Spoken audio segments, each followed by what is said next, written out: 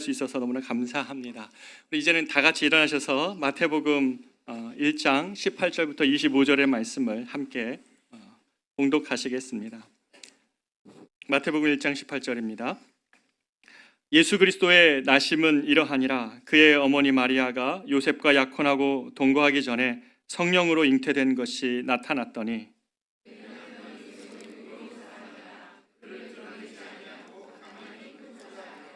이 일을 생각할 때에 주의 사자가 현몽하여 이르되 다윗의 자손 요셉아 내 아내 마리아 데려오기를 무서워하지 말라. 그에게 잉태된 자는 성령으로 된 것이라.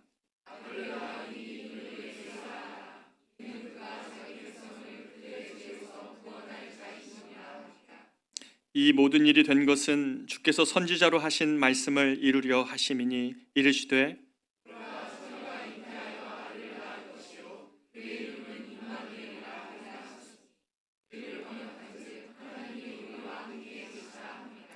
요셉이 잠에서 깨어 일어나 주의 사자의 분부대로 행하여 그의 아내를 데려왔으나 아들을 낳기까지 동침하지 아니하더니 나음의 이름을 예수라 하니라. 아멘. 자리에 앉겠습니다. 이제 성탄을 2주 앞두고 있습니다.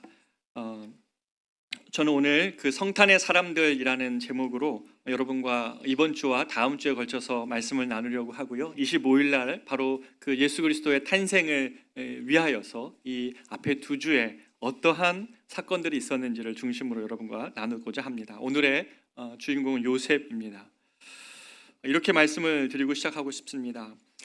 많은 사람들이 이제 성탄절에 됐을 때에 인사하는 방법이 바뀌고 있습니다. 여러분 주변에서 많은 문구들을 이렇게 자세히 보시면 이제 메리 크리스마스가 아니라 해피 할로데이즈라는 말로 바꾸고 있지요. 하나의 연말 축제 정도로 성탄의 의미를 축소하려고 하는 것이죠. 이 일이 어떻게 시작되었냐면 미국의 진보주의자들이 문화적 진보입니다. 20세기 말부터 메리 크리스마스라는 말을 하지 말자. 이것은 너무나 종교적인 이야기고 또 편향적이기 때문에 백악관에서 2016년에 먼저 해피 할로데이즈라는 단어를 씁니다. 전 사람들에게 돌린 것이죠. 그러면서 이것이 이런 것이 정치적으로 올바른 태도이고 관용적이라는 생각을 주장해온 사람들이 이 기독교에 대한 부정적인 인식과 함께 이 단어를 씁니다. 해피 할로데이즈. 그래서 지난 11월 24일이죠. 캐나다에서는 심지어 캐나다 인권위원회 주장으로 크리스마스가 이 백인 식민주의자들의 유산이기 때문에 차별적인 이 종교적 언어로서 크리스마스라는 이름을 지우고 해피 할로데이즈로 바꾼 것이죠. 하나의 축제로 여기고 있습니다. 그래서 이제 성탄의 의미가 무엇이냐라는 질문을 묻는 설문에 이런 조사 결과가 나왔습니다. 그러니까 50% 가까이 되는 사람들은 가족과 함께하는 날, 연인과 함께하는 날이 성탄의 의미이다. 그리고 21% 정도의 사람들이 어려운 이웃과 함께하는 날 정도로 이렇게 답을 했습니다. 그 중에 단 9%만이 예수님께서 이 땅에 오신 날이라고 대답을 하고 있습니다. 사람들이 점점 예수님의 탄생을 기뻐하지도 않고 그 의미를 알지 못하고 있습니다. 이러한 때에 우리 예수 믿는 사람들은 적어도 이 성탄의 의미를 드러내고 또 말하기 위하여서 우리가 좀 용어를 정리할 필요가 있습니다. 이 땅의 그리스도인들인 저와 여러분은 예수님의 나심을 기뻐하는 날이 성탄절입니다. 그래서 우리가 전통적으로 했던 성탄의 축복 인사가 뭐였습니까? 메리 크리스마스였죠. 그 메리 크리스마스라는 의미가 뭡니까? 메리는 기쁘다라는 즐거운이라는 뜻이고 크리스마스일 때 크리스는 구원자, 메시아, 예수를 의미합니다. 그리고 마스가 뭡니까? 마스는 원래 라틴어 미시오라는 단어에서 나옵니다. 보냄받음. 그래서 미션이라는 단어가 바로 거기에 있고요. 카톨릭에서 이거를 미사로 바꿨죠. 이 말은 무슨 말인가 하면 경배하다, 예배하다는 의미입니다. 다시 말해 메리 크리스마스라는 의미는 우리 즐겁게 구원자 되신 예수님을 경배합시다라는 뜻입니다. 이것이 성탄의 가장 의미를 담고 있는 것입니다. 그래서 우리가 이 시간에 한번 양옆에게 인사할까요? 메리 크리스마스 한번 인사하겠습니다. 네. 기쁘게 하나님을 경배하는 것, 이것이 기독교의 신앙이죠.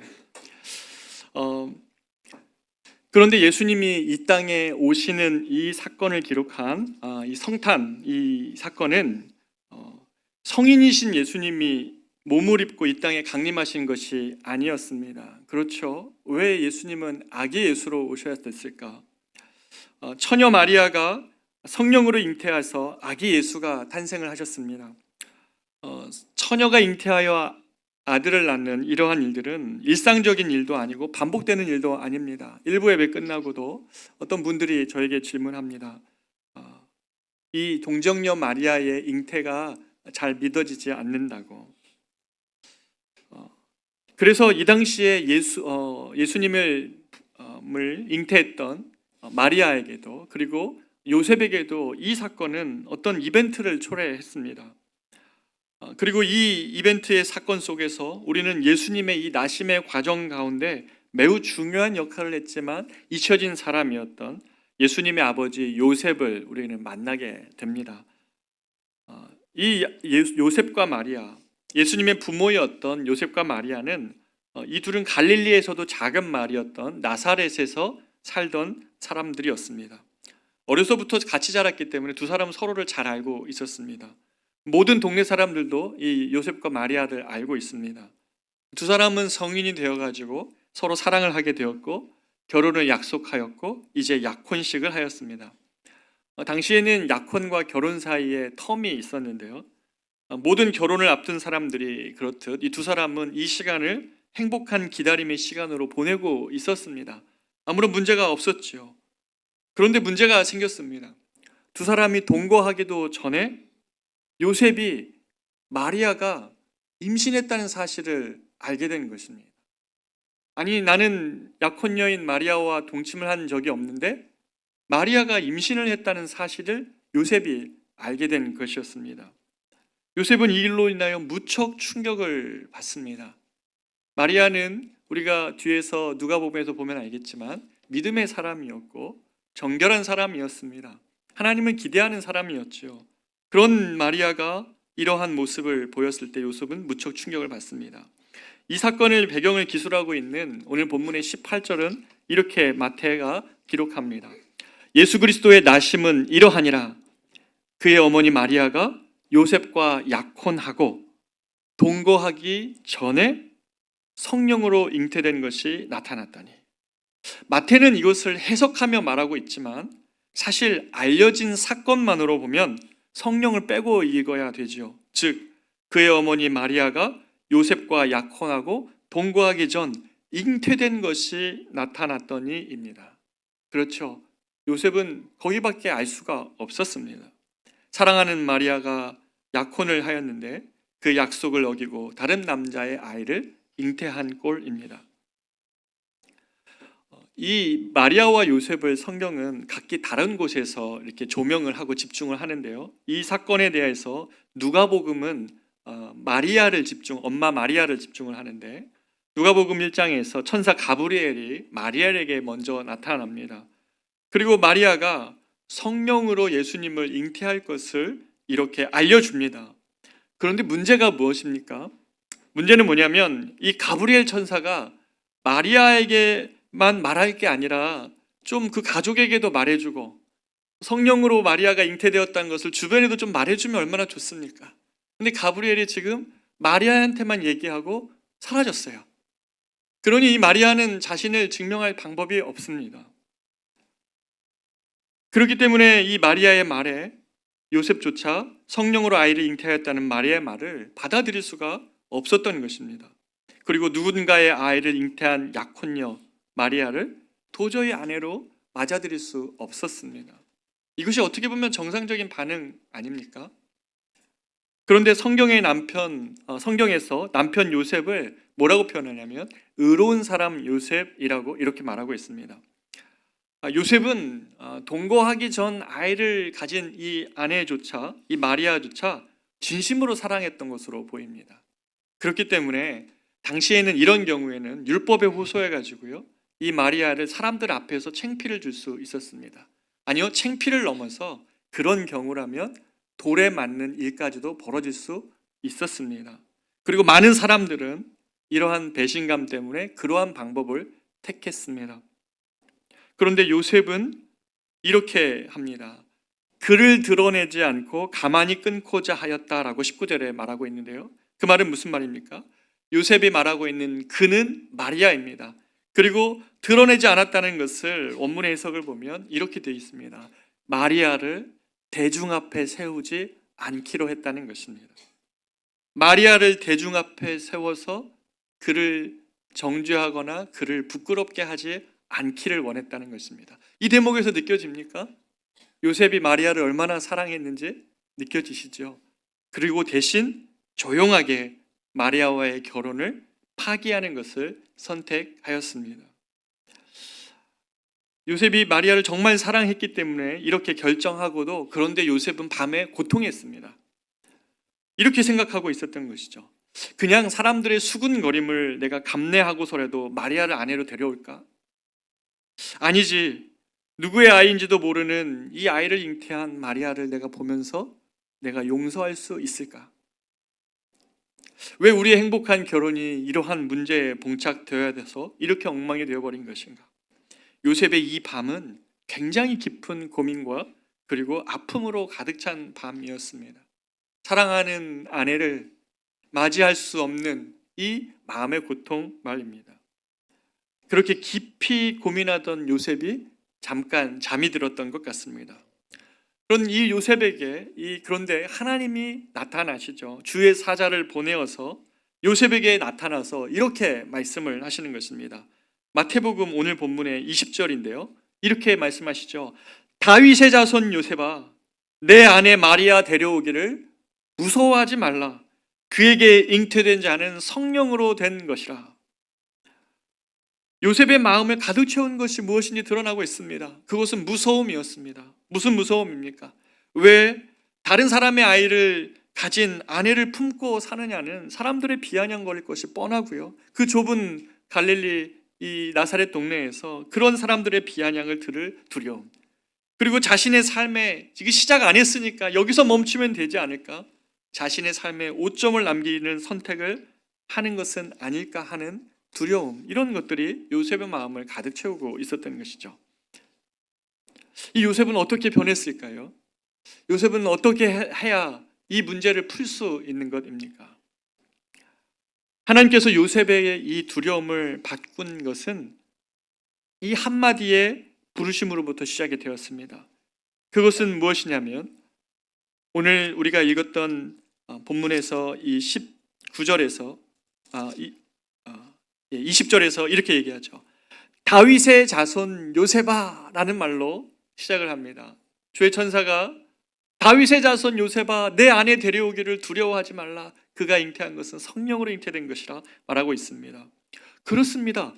요셉은 우리가 알려진 대로 목수였지만 그 요셉은 다윗 왕의 혈통을 가지고 있는 사람이었습니다. 그러나 너무나 많은 시간이 지나면서 요셉은 자신이 다윗 왕의 후손이라는 것보다 한낱 갈릴리 나사렛의 촌부의 목수에 불과한 것으로 자신을 생각하고 있었습니다.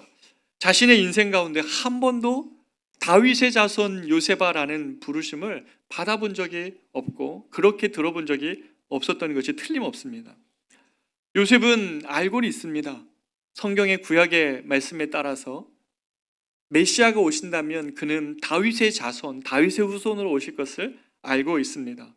그렇기 때문에 요셉은 그것을 알고 있었지만 그것이 나와 같은 촌부를 통하여 올 것이라는 것을 한 번도 생각해 본 적은 없었을 것이었습니다. 하지만 주의 사자는 이 시간에 말하고 있습니다. 두려워 떨고 있고 믿음의 어떤 문지방에서 어디로 떨어질까 모르는 위태한 지경에 있는 요셉에게 이 주의 사자는 말씀하고 있습니다. 다윗의 자손 요셉아. 주의 사자는 요셉이 다윗의 자손임을 일깨우면서 지금 성령으로 잉태된 이 아이가 마리아의 복중에 있고 그 아이는 자기 백성을 저들의 죄에서 구원할 메시아라는 사실을 지금 요셉에게 일깨워주고 있는 것입니다. 그는 그 밤에 도저히 그 문제를 해결할 수 없었던 그 상황 속에서 하나님은 이 요셉의 눈을 여시고 그가 어떠한 존재인지 알게 하시고 그리고 그 존재에 대한 인식을 하게 된 요셉의 마음의 문을 여셔서 그가 그동안 인정할 수 없었던 이 마리아의 말, 성령으로 잉태된 그 예수라는 사실을 주의 천사를 통하여 듣게 되며 그가 변화를 겪고 있습니다. 예수님의 이 그리스도의 나심은 이러하니라 라는 본문으로 시작된 오늘 18절은 헬라어를 보면 이렇게 되어져 있습니다. 원문을 지각해 보면 예수님은 이러한 방식으로 태어나셨다라고 되어져 있습니다. 여러분, 예수님은 어떠한 방식으로 태어난 것입니까? 오늘 이 마태복음은 요셉을 강조하고 있고 누가복음은 어머니 마리아를 강조하고 있는데 이 둘의 공통점이 하나가 있지요. 예수님이 어떻게 이 땅에 오셨습니까? 하나님께서 이 땅을 구원하실 메시아를 어떻게 보내셨습니까? 그것은 요셉과 마리아의 기가 막힌 순종을 통하여 그 하나님의 뜻을 이루셨습니다. 그 하나님의 뜻에 대한 순종을 통하여 예수님이 이 땅 가운데 오실 수 있으셨다는 것입니다. 하나님의 뜻은 언제든지 사람들의 순종을 통하여 이루어지죠. 여러분, 제가 이것을 놓고 고민하다가 이렇게 생각해 봤습니다. 여러분, 직장에서 어떤 대표나 CEO가 무언가를 뜻을 내리면 그 밑에 같이 하고 있었던 사람들은 그 뜻을 이루어가기 위하여 그 명령이나 그 어떤 지시에 따라서 행할 때에 그 뜻이 이루어지는 것 아닙니까? 사회적인 원리도 그렇다면 하나님의 뜻은 어떻게 이루어집니까? 하나님의 백성들이 하나님의 뜻을 이루기 위하여 순종함을 통하여 그 일을 이룹니다. 예수님의 탄생에서 어머니를 마리아를 집중한 누가복음 1장에서 마리아는 이렇게 얘기합니다. 누가복음 1장 38절 마리아가 이르되 주의 여종이오니 어떻게 해요? 말씀대로 내게 이루어지이다. 마리아도 이 말씀을 처음에 들었을 때 수태고지를 가브리엘 통해서 들었을 때 저항하죠. 처녀인에게 어떻게 그런 일이 일어납니까? 라는 말씀으로 그 말씀에 그 마리아 역시 저항하고 받아들이지 못하고 두려워합니다. 그러나 그 마지막 주님의 뜻은 어떻게 이루어집니까? 마리아가 이렇게 말하는 것이죠. 주의 여종이니 말씀대로 내게 이루어지이다. 또 예수님의 탄생에서 아버지 요셉을 집중한 마태복음 1장에서 오늘 본문에서 요셉은 이렇게 얘기하죠. 요셉이 잠에서 깨어 일어나 주의 사자의 분부대로 행하여 그의 아내를 데려왔으나 이렇게 되어 있습니다. 뭡니까? 말씀대로 그리고 분부대로 하는 그 순종, 그것이 하나님의 뜻을 이루어 드리는 그런 통로였습니다. 하나님의 뜻은 오늘날도 이 말씀대로 그리고 분부대로 행하기를 원하는 하나님의 사람들을 통하여 주의 뜻이 이루어집니다. 우리 인생도 마찬가지고요. 여러분의 가정도 마찬가지입니다. 우리가 만약에 주의 뜻이 내 인생 가운데 이루어지기를 원한다면 이렇게 기도해야 되는 것이죠. 주여, 말씀대로 이루어지기를 원하나이다. 주여, 분부대로 행하기를 원하나이다. 라고 할 때 주의 뜻이 이루어지는 것입니다. 나의 계획과 나의 생각보다 하나님의 계획과 하나님의 뜻이 더 내 삶 가운데 이루어지기를 원하는 이 순종을 통하여 그렇게 이루어진다는 것이죠. 이 밤에 요셉은 아마 이 밤에 고민되고 굉장히 자신의 상식과 경험을 총동원해도 이해되지 않는 이러한 일을 겪은 것처럼 우리도 그런 밤이 있을 것입니다. 내 상식과 경험을 총동원해도 이해할 수 없는 상황들이 벌어지는 것이죠. 마리아와 요셉의 처지를 생각해 보면 이들 역시도 무척 어려운 밤이 이 밤이었을 것입니다. 그러나 마리아가 주의 여종이오니 말씀대로 내게 이루어지이다. 요셉이 주의 사자의 분부대로 행하여 그의 아내 데려오는 순종을 하였을 때 아기 예수님은 이 땅에 오실 수 있으셨습니다. 이러한 방식으로 아기 예수가 탄생했다고 마태복음은 기록하고 있는 것이죠. 사랑하는 여러분, 주님의 이 구원의 기쁜 소식은 사람들의 순종을 통하여 이루어졌다는 사실을 성경은 우리에게 일으켜주고 알려주고 싶어 하시는 것입니다. 이것이 하나님께서 언제나 사람의 역사 속에서 자신의 뜻을 이루시는 방법입니다. 하나님의 백성들이 주의 뜻을 이루기 위하여 그 말씀대로 분부대로 행할 때 일어나는 방법이지요. 저와 여러분의 가정 가운데, 인생 가운데 말씀대로 주님 행하시옵소서, 분부대로 내가 행하기를 원합니다 라는 고백이 필요한 이유가 바로 여기에 있습니다. 주의 뜻이 우리의 뜻보다 훨씬 우리를 향하신 크고 놀라우신 하나님의 계획을 성취하는 방법이기 때문에 그렇습니다. 요셉과 마리아가 물론 거부할 수 있었습니다. 그랬죠. 만약에 그랬다면 하나님은 여전히 다른 사람을 찾아서 그 뜻을 성취하셨을 것입니다. 그러나 의로운 사람 요셉, 그리고 주의 여종이라고 자신을 고백하는 마리아, 이 두 부부의 순종을 통하여 이 땅에 죄인을 구하러 메시아가 오실 수 있으셨습니다. 여러분, 그렇다면 요셉이 순종한다는 의미는 뭘까요? 요셉이 하나님의 뜻을 이루기 위하여 순종한다는 의미 안에는 구체적으로 무슨 뜻을 의미하고 있습니까? 그것은 요셉의 정황을 봤을 때에 요셉은 무엇이냐면 자기가 이 아직 결혼하지 않았던, 동거하지 않았던 마리아를 데려옴으로 자신이 겪어야 되는 그 수치와 그리고 자신의 인생의 불명예를 기꺼이 감당하고자 하는 순종이었습니다. 조금 더 구체적으로 말하면 이 아기 예수를 잉태한 마리아를 데려옴으로 내가 수치를 감당하는 것입니다.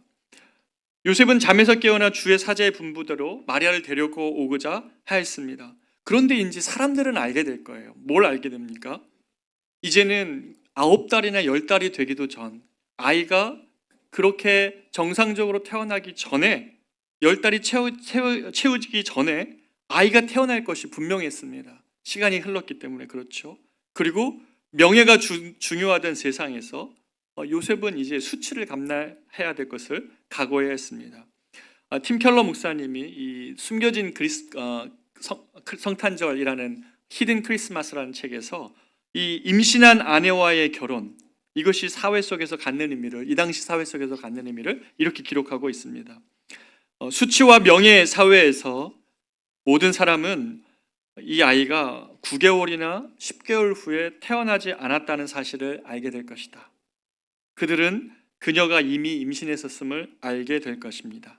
이는 요셉과 마리아가 결혼하기 전에 성관계를 가졌거나 혹은 그 마리아가 요셉에게 불충실하였다는 것을 의미합니다. 그 결과 그들은 수치를 당하고 사회에서 배제되며 영원한 2등 시민이 될 것이었습니다. 이것이 요셉이 지금 마리아를 데려오면서 작정한 내용이었습니다. 하나님께 순종한다는 고백을 함으로 요셉은 이제 하나님의 뜻이 이루어질 때까지 공동체 안에서 오해를 받을 것이고요. 요셉의 이 결혼이 무언가 잘못된 또는 무언가 숨겨진 비밀이 있다는 사실을 사람들은 수군거릴 것이고, 요셉은 그 동네 안에서 명예를 잃고 살아가게 될 것이고, 사람들에게 따돌림을 당할지도 모르지만 주의 천사가 자신에게 현몽하여 알려준 그 비밀을 간직한 채 그는 그곳에서 그 수치와 그리고 사람들의 따돌림과 사람들의 수군거림을 감내할 것이라는 의미였습니다. 물론 의로운 사람 요셉은 한번 보십시오. 요셉은 아내를 지키려고 정말 그랬어요. 그렇죠? 사람들한테 세우지 않고 이 아내를 지키고자 했고, 그리고 무엇보다 이 하나님의 뜻이 이루어지기 위하여 아내를 데려옴으로 수치를 감당하고자 했습니다. 아기가 태어날 때까지 요셉은 그 비밀을 간직한 채 살아갈 것입니다. 그런데 우리는 이 수치를 감당한 요셉의 모습에서 한 사람이 떠오릅니다. 누구십니까? 바로 예수님이십니다. 죄가 없으신 예수님이 우리의 죄를 위하여 우리의 수치를 대신 감당하여 주신 것처럼 이 예수님께서 훗날 마리아의 태중에 있는 이 아기 예수가 우리 죄를 대신하여 수치와 모욕을 감당하시고 사람들에게 고개 돌림을 당하시는 일을 예수님이 감당하십니다. 지금은 이 요셉이 이 태중에 있는 아기를 위하여 그 일을 감당하고 있지만 나중에 예수님은 온 세상의 죄를 위하여 죄 없으신 주님이 수치와 모욕을 감당하시고 십자가에 달려 죽게 되실 것입니다. 바로 이 일 때문에 요셉은 작게나마 예수님을 예표하고 있었던 것입니다. 이 예수님의 탄생을, 이 비밀을 요셉은 계속 갖고 있는 것이죠. 그러면 요셉은 어떻게 이 자신의 명예를 포기하고 이 모든 일들을 감내하고자 하는 마음이 생겼을까요? 바로 그것은 이 요셉을 향한 하나님의 부르심 때문이었습니다. 그 말은 무슨 말이냐면, 요셉을 향하여 천사가 말했던 것이 첫 마디가 다윗의 아들 요셉아 라고 얘기했는데, 이 다윗의 아들 요셉이라는 표현은 성경에서요 딱 한 번 예수님에게 쓰입니다. 그 예수님에게 쓰인 것을 제외하고는 요셉에게 딱 한 번 예외적으로 쓰인다는 것이죠. 이 이름이 무엇입니까? 그가 비록 작고 연약하지만 다윗의 아들 요셉으로서, 다윗의 후손 요셉으로서 그 일을 감당할 수 있을 사람으로 하나님께서 부르셨다는 사실을 요셉이 깨달았을 때에, 자기의 무엇 때문이가 아니라 하나님이 나를 그렇게 여겨주심을 알기 때문에, 하나님에게 나에게 그런 계획을 가지고 계신다면 내가 그 주님의 기대 때문에 그 일을 감당하고자 했고, 그렇게 요셉의 눈은 그 믿음의 문지방에서 하나님이 그를 어떻게 보러보시는 것을 알았기 때문에 믿음으로 떨어지죠. 그래서 그렇게 받아들일 수 없었던 요셉의 잉태 사건을 성령께서 그 안에서 잉태하게 하시고, 그래서 흠없는 어린 양으로 이 땅에 오셔야 될 예수를 알게 되는 것입니다. 사람의 몸으로 그렇게 태어난다면 그 역시 죄의 원죄를 갖고 태어나지만, 흠없는 어린 양으로 태어나셔야 죄 없는 어린 양이 모든 사람의 죄를 대신 지고 십자가에 달리셔야 되는 이 구원을 완성하실 수 있다는 사실을 알고 성령으로 잉태된 예수님을 깨달았을 때 요셉의 마음이 어땠을까요? 굉장히 놀라고 두근거리는, 그리고 경외하는 여러 가지 마음이 들었을 것입니다. 요셉이 두려움을 떨치고 수치를 감내하고 남들이 알지 못하는 비밀을 가득할 채 이 아기 예수를 기다리고 있었습니다. 우리는 하나님의 기대를 이렇게 요셉처럼 알게 될 때 우리는 이 사회가 붙여준 여러 이름들의 꼬리표에 저항할 힘을 얻습니다. 바울은 디모데전서 6장에서 이 해로운 욕심에 많은 사람들이 빠져 믿음에 파선하고 멸망에 빠지는 것을 보는 그 상황 속에서 이 디모데에게 이렇게 일깨웁니다. 디모데전서 6장 11절에 오직 너 하나님의 사람아, 이것들을 피하고 의와 경건과 믿음과 사랑과 인내와 온유를 따르며 믿음의 선한 싸움을 싸우라.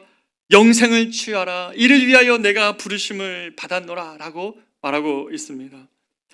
여러 가지 욕심과 탐심의 미혹을 받아 믿음에서 떠나는 사람들이 오늘날 얼마나 많이 있습니까? 얼마나 많은 사람들이 믿음에서 파선하고 해로운 욕심에 따라 살아가고 있습니까? 그럴 때 사도 바울이 이 디모데에게 말하고 있는 것이죠. 너 하나님의 사람아, 믿음과 경건과, 너 하나님의 사람과 의와 경건과 믿음과 사랑과 인내와 온유와 그리고 믿음의 선한 싸움을 싸우라. 영생을 취하라. 이를 위하여 네가 부르심을 입었노라. 사랑하는 여러분, 하나님의 사람이라는 자기 인식 속에서 우리는 의와 경건과 믿음과 사랑과 인내와 온유를 따를 수 있고요, 믿음의 선한 싸움을 싸울 수 있고요, 그리고 영생을 취할 수 있습니다.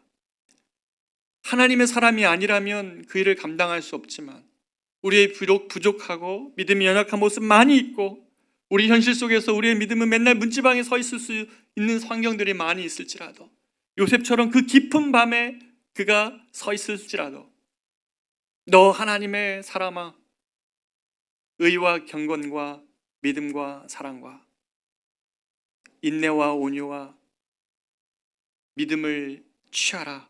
선한 싸움을 싸우라. 영생을 취하라는 이 부르심으로 우리를 부르셨다는 사실 때문에 우리가 이 믿음의 길을 계속 가고 믿음의 그 길에 서는 것이죠. 이것이 어디 비단 디모데를만을 향한 부르심이겠습니까? 너 하나님의 사람, 거기 뒤에 자기 이름 한번 불러보십시오. 붙여보십시오. 이 시간 한번 붙여보십시오. 너 하나님의 사람 누구누구야? 너 하나님의 사람 이임해라. 너 하나님의 사람. 최종수 집사님 여기 계십니까? 최종수 집사님. 우리가 그런 이름을 붙일 때 하나님의 기대를 알기 때문에 요셉처럼 자신의 믿음이 흔들리는 그 밤에 하나님의 그 부르심을 믿고 의와 경건과 믿음과 사랑과 인내와 온유와 그리고 믿음의 선한 싸움을 싸우고 영생을 취하는 이것으로 부르심을 받았다는 사실을 때문에 그 마음이 다시 회복되고 일어나는 것이죠. 그래야만 우리가 이 음성을 지금 들을 수 있어야만 바로 요셉이 하나님의 아들 예수님을 잉태한 마리아와 함께 이 사람들의 몰이해를 얼마나 경험합니까? 우리가 우리의 믿음을 얼마나 사람들 속에서 뭘 이해받지 못합니까? 때로는 조롱 속에서도 이 요셉과 마리아가 주님의 뜻이 이루어지기를 소망하는 마음을 품고 수치를 견디고 있죠. 그리고 마침내 마구간에서 자신의 품에 안기신 예수님을 안을 수 있었던 것처럼 우리도 주님의 뜻이 내 삶 가운데 이루어지는 축복을 바로 경험할 수 있게 되는 것입니다. 마지막으로 하나님의 뜻을 행한 후에 우리가 약속하신 것을 받기 위해서는 인내가 필요합니다. 히브리서 10장 36절에 보면 너희에게 인내가 필요함은 너희가 하나님의 뜻을 행한 후에 약속하신 것을 받기 위함이라고 말하고 있습니다. 요셉은 엄밀히 말하면 예수님의 육신의 아버지가 아닙니다. 그렇죠? 그러나 요셉은 하나님의 뜻을 섬기기 위해 예수님을 아들로 입양하셨습니다. 하나님의 아들을 잉태하였기 때문에 그는 무엇이 옳은 것이어야 되는지를 항상 고민하고 또 질문했습니다. 그래서 예수님께서 태어나시기 전까지 오늘 본문 25절에 보면 스스로 마리아와 동침하지 않기를 결정합니다. 오해받지 않기를 때문이었습니다. 그리고 마침내 하나님의 아들 예수님, 이 죄인을 구하러 이 땅에 오신 아기 예수님을 이 품에 안았을 때 요셉을 여러분 한번 생각해 보십시오.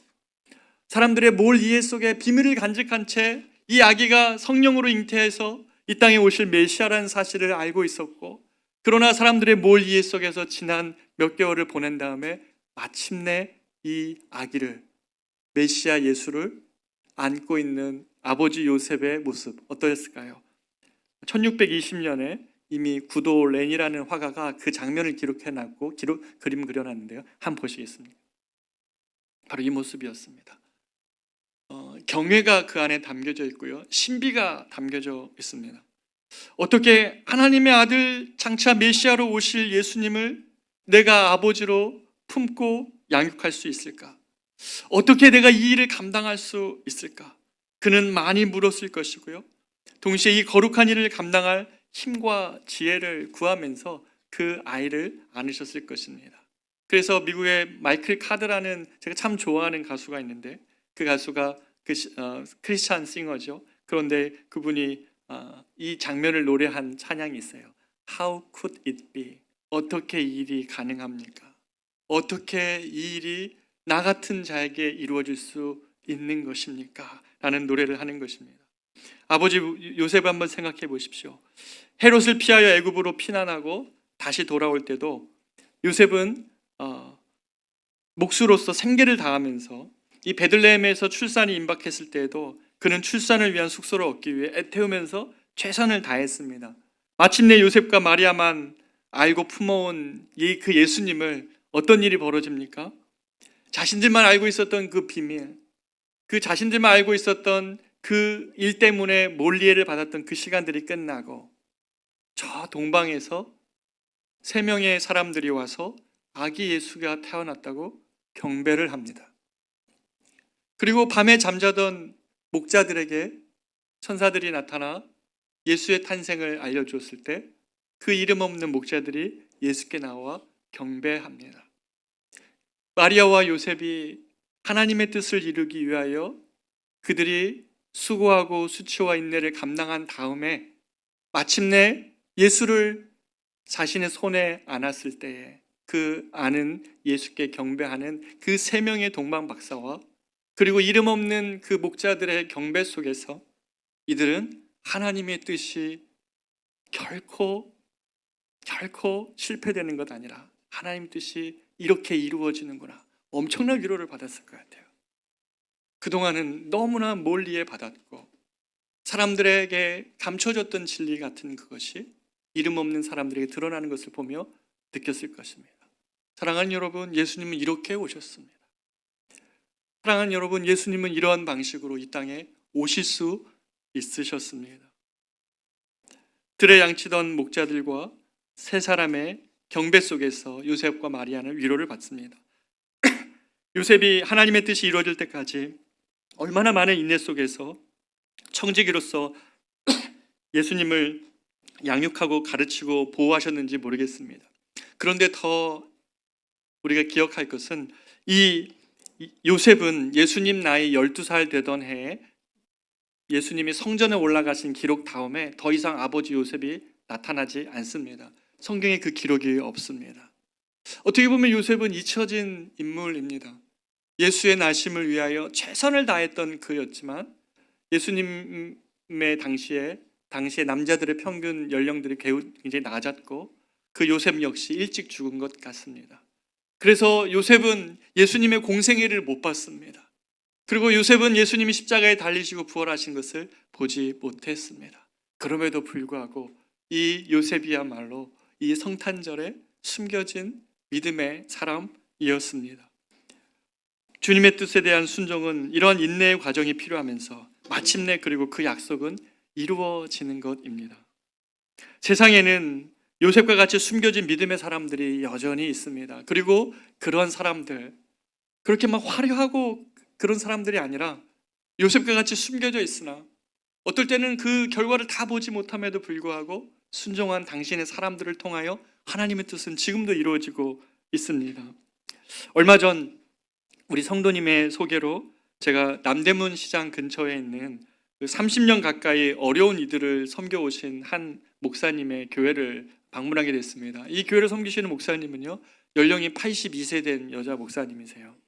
82세 된 여자 목사님이 30년 동안 그 남대문 지역에 있는 영세 상인들이나 홀로 된 독거 노인들이나 그리고 거기에 있는 노숙인들에게 일주일에 3번 이상 밥을 해주시면서 수요일, 금요일, 주일 밥을 해주시고 그리고 같이 예배를 드려주세요.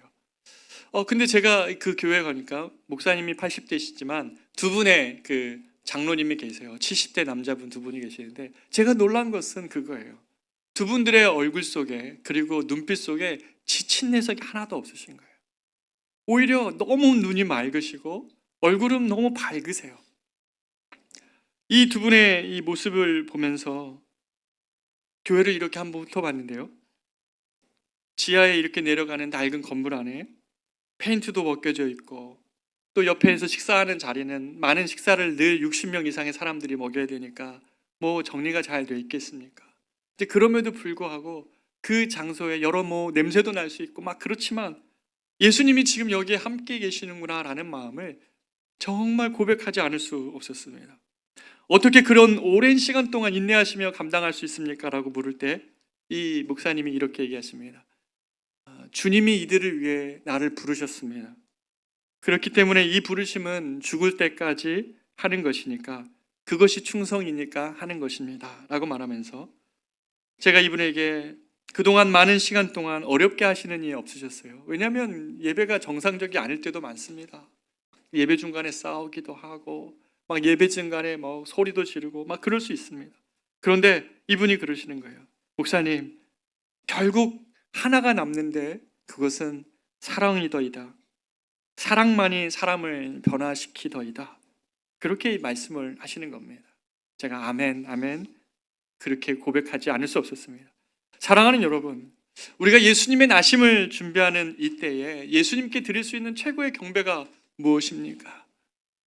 우리가 온 세상을 구원하시기 위하여 오신 예수님을 고대하면서 이 요셉과 같이 또 이 여자 목사님처럼 주님의 뜻을 내 명예보다 소중히 여기는 그런 사람들의 결단과 헌신과 그리고 수고 속에서 예수님은 이 땅에 지금도 오십니다. 그리고 오실 것입니다. 때론 수치가 따르고 인내해야 되는 시간이 우리 안에 믿음의 여정 가운데 있죠. 우리는 비밀을 간직한 자이기 때문에 예수님의 다시 오심의 약속을 간직한 자이기 때문에 이 요셉이 경험해야 될 그 인내와 수치 또는 믿음을 지키기 위하여 경험해야 될 싸움들이 있습니다. 그것이 없어서가 우리의 믿음이 행복한 것이 아니라 우리는 그 믿음을 간직하고 있기 때문에 이 요셉처럼 마침내 주님이 오셨을 때에 이 요셉이 그 세 명의 동방 박사와 그리고 무명의 목자들의 방문을 통하여 위로받았을 것처럼 사랑하는 저와 여러분의 믿음의 이 시간도 주님이 반드시 오실 약속이 있고 그것이 성취될 것이기 때문에 주님의 뜻이 내 삶 속에 이루어 주십시오. 주님의 내가 위대한 순종이 아니라 이 작은 순종들을 통하여 주님의 뜻이 온 세상에 이루어질 것을 고대하는 저와 여러분의 이 고백이야말로, 그리고 이러한 결단과 삶이야말로 주님께 드릴 수 있는 우리의 최고의 경배입니다. 사랑하는 여러분, 요셉과 같은 밤을 보내고 있습니까? 우리의 신앙이 두렵고 또 무서워서 믿음의 결단을 하면 여러분 인생의 낭떠러지에 떨어질 것 같습니까? 그러나 두려워하지 마십시오. 이 밤에도 주님은 우리와 함께하고 계십니다. 그리고 그런 믿음의 결단을 하고 한 여러분의 인생이 결코 달콤하거나 편하지 않을 수도 있습니다. 수치와 인내를 당하는 시간들이 있을 수도 있습니다. 그러나 요셉이 그 인내와 수치를 끝냈을 때 마지막에 그 아기를 품에 안아들고 주님께 주님의 약속이 이루어진 것과 주님의 그 약속대로 이 예수가 메시아로 세상 가운데 모든 죄인을 구하러 오신 그 주님을 경험한 것처럼 저와 여러분의 인생에도 이 주님이 계십니다. 두려워하지 마십시오. 믿음의 걸음을 걸어가십시오. 그렇게 우리가 이 성탄의 때 가장 우리가 주님께 드릴 수 있는 최고의 경배는 이러한 이름 없는 요셉처럼 그런 작은 우리의 삶을 통해 주의 뜻이 이루어지기를 원하는 그런 결단일 것입니다. 우리의 그런 순종을 통하여 주님은 지금도 이 땅에 오시고 그리고 마침내 오실 것입니다. 우리가 이 시간에 찬양할까요? 나의 하나님이라는 찬양입니다.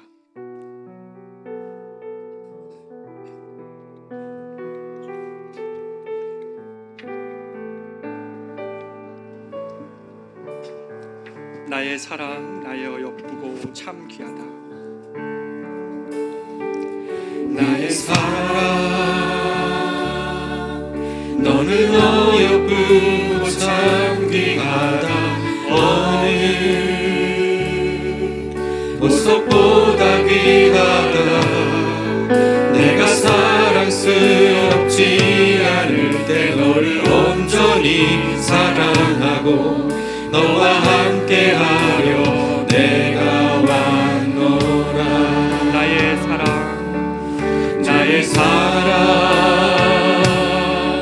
이 사랑은 결코 변치 않아. 모든 계절 돌보시네. 푸른 마르고 꽃은 시드나 주의 말씀은 신실해. 실수가 없으신 주만 바라라. 주의 나라와 주님의 나라와 뜻이 나의 삶 속에 임하시며 주님 알기를 주만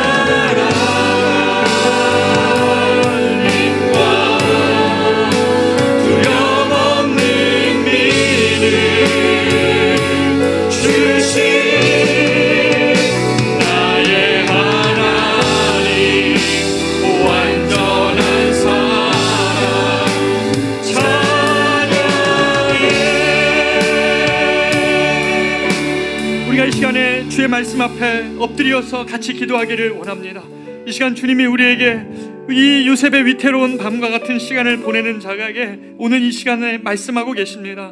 그 두려운 믿음의 문턱 앞에서 도저히 이해되지 않는 사건들 속에서도 하나님 아버지, 내가 주님의 말씀을 믿습니다. 주님 말씀대로 분부대로 내가 행하기를 원합니다. 나의 계획보다 주님의 계획이 나의 가정과 나의 일터와 나의 인생 위에 서게 하여 주시옵소서. 주의 뜻이 설 때까지 내가 인내하고 때로는 이 비밀을 간직하는 것 때문에 수치를 당할지언정 주님의 뜻은 반드시 이루어질 것임을 믿고 약속대로 그것을 이루어질 다시 주님 오실 그날까지 내가 믿음의 걸음을 걸어가기를 다시 한번 결단합니다. 이것이 주님께 드릴 수 있는 최고의 성탄의 선물임을 믿습니다. 주여, 당신의 뜻을 내 삶 가운데 이루어 주시옵소서. 우리가 이 시간에 같이 한번 기도하기를 원합니다. 기도하겠습니다. 존귀하신 아버지 하나님, 이 시간 하나님이 요셉의 하나님 말씀을 가지고 주님 앞에 기도하며 하나님 아버지, 성탄의 아버지 이 시간에 주님의 말씀을 기대하며 고대하며 삶 속에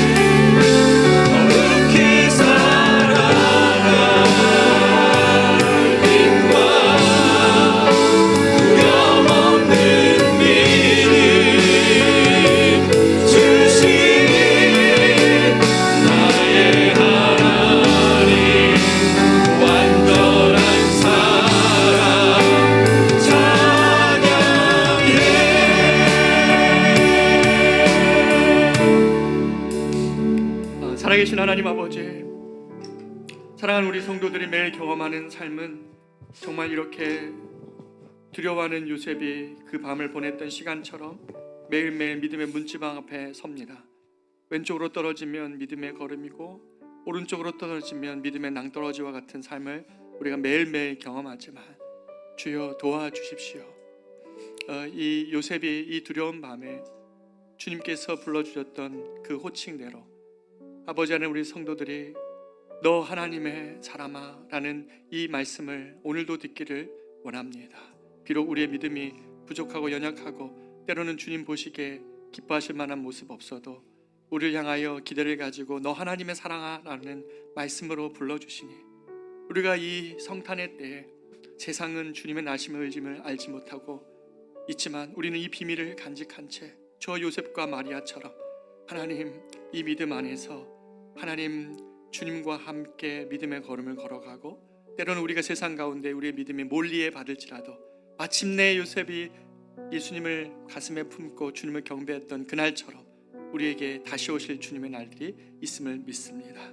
하나님 그 믿음을 가지고 사랑하는 우리 모든 커맨시 교회 성도들의 삶을 주님 지켜주시고 이번 한 주도 우리의 믿음으로 주님을 경배하고 찬양하는 하나님 그러한 믿음의 사람들 되게 하여 주시옵소서. 이제는 우리 구주 예수 그리스도의 놀라우신 사랑하심과 성령님의 인도 보호 교통, 하나님의 무한하신 사랑하심과 성령님의 인도 보호 교통 충만하심이 예수를 나의 구주요 나의 경배의 이유로 삼고 나아가며 하나님 아버지 앞에서 믿음의 결단으로 예수의 맞으실 것을 오실 것을 준비하는 사랑하는 모든 우리 성도들의 삶과 가정과 저들의 일터와 이번 한 주의 시간 위에 이제로부터 영원토록 함께 있을지어다.